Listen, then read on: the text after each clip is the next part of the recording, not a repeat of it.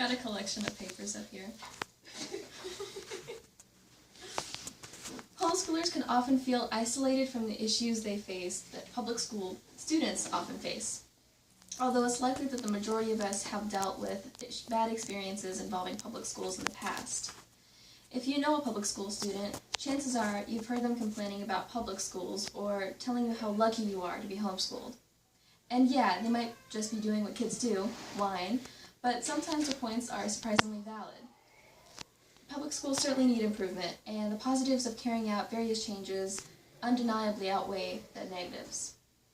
Many schools across the board fail to make certain specifications for their specific students. For example, the Common Core curriculum. The Common Core approved curriculum often fit the needs of a given school, and that school kind of pushes that aside, ignoring the problem. Oftentimes, schools prioritize different classes and functions of their school in a way that doesn't make much sense. Rearranging the way a school distributes its funds can help that school provide the solution to its needs. The school can put more funds toward the mastery of basics and the fundamentals of taking care of oneself, as there's a growing absence of that currently. The school can move a percentage of funds that would go towards sports to academic tools and faculty paychecks. A higher paycheck could have an effect on the quality of teachers and instructors. Most teachers get paid very little for the work they do. Sports aren't essential, despite the revenue they bring in. Many non-educational organizations provide sports teams that easily provide school sports.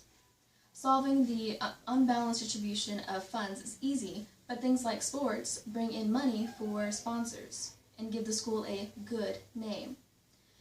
Fund reorganization can bring plenty of different opportunities for students and will definitely improve both the faculty and the students' experiences within the public school system.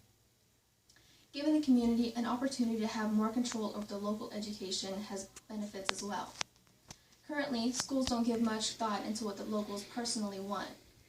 If schools were to require parents of attending students to vote for their favorite curriculum out of a selection approved by the state, then the curriculum might be more beneficial toward the individual students.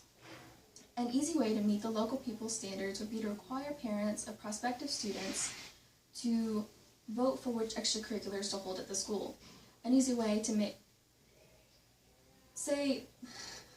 for example, say a couple has a 5-year-old currently in kindergarten. They've registered their child for first grade in the fall of 2020. They voted on extracurriculars or non-essential classes in the summer of 2019. This gives the school enough time to find instructors for these classes and for the instructors to organize their lesson plans. This would improve the locals' opinions of the school and give students a more positive attitude of the school. Additionally, downsizing non-essential classes positively affects the class time for the essential classes.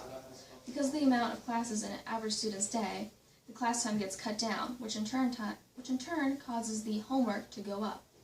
The main complaints among teenage public schoolers is the feeling of school taking over their lives, and the enormous workload that doesn't really feel like it helps them.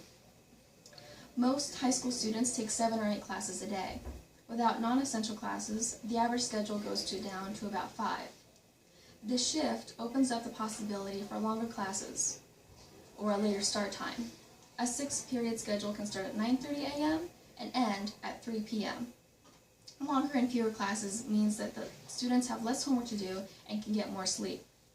Other popular complaints often involve overly strict teachers or teachers that don't really care about their students. This is something that I experienced a lot when I was in public school. Many teachers act poorly or don't do their jobs the best because they feel dissatisfied with their pay. Teachers are required to pay for their classes' supplies. Higher pay will probably help them feel better about their job, which will most likely lead to a rise in efficiency. On the other hand, if the current teacher's efficiency doesn't improve, then the school standards for teachers might rise as the salary rises. Better teachers who genuinely care about their students help the students feel more comfortable with them.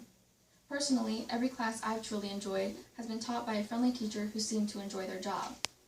When it comes to classes that students enjoy for whatever reason, usually they remember what they learned in that class. Teachers are one thing, but students' feelings toward their education is another. High school students often feel that they aren't at all prepared for adult life. The solution to this is simple, and yet has become very ignored by the public schools. Students want to learn about things they'll actually use in adult life, and things that are useful for everyone to know.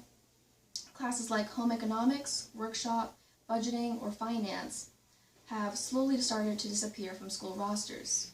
Students are being taught for a strictly academic future, but not for an average one. It's not difficult to bring these classes back, or to even switch them with the non-essential classes. Students won't have to worry about not having the slightest idea of how to pay taxes or eat something that isn't made in a restaurant.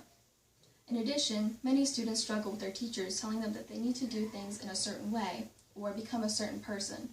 They'll get told that a certain career is the ideal. They'll work towards that career, and they'll end up living unhappy lives or just failing at what they're trying to achieve. Students who don't necessarily want to go to college or go into a STEM, science, technology, engineering, and math career end up feeling lost or discouraged. If a student does something in a slightly different way, they'll be seen as a problem child. If a student takes a bit longer to understand something, they get labeled as stupid, difficult, or apathetic. Schools really need to become open-minded and accepting of their students. Not every straight-A student wants to become a doctor, and not every failing student should end up unemployed. Students will thrive if they become surrounded by people who genuinely want them to succeed in what they want to do, and by people who won't belittle them for messing up. Public schools can easily make changes to better suit the needs of their students and their faculty.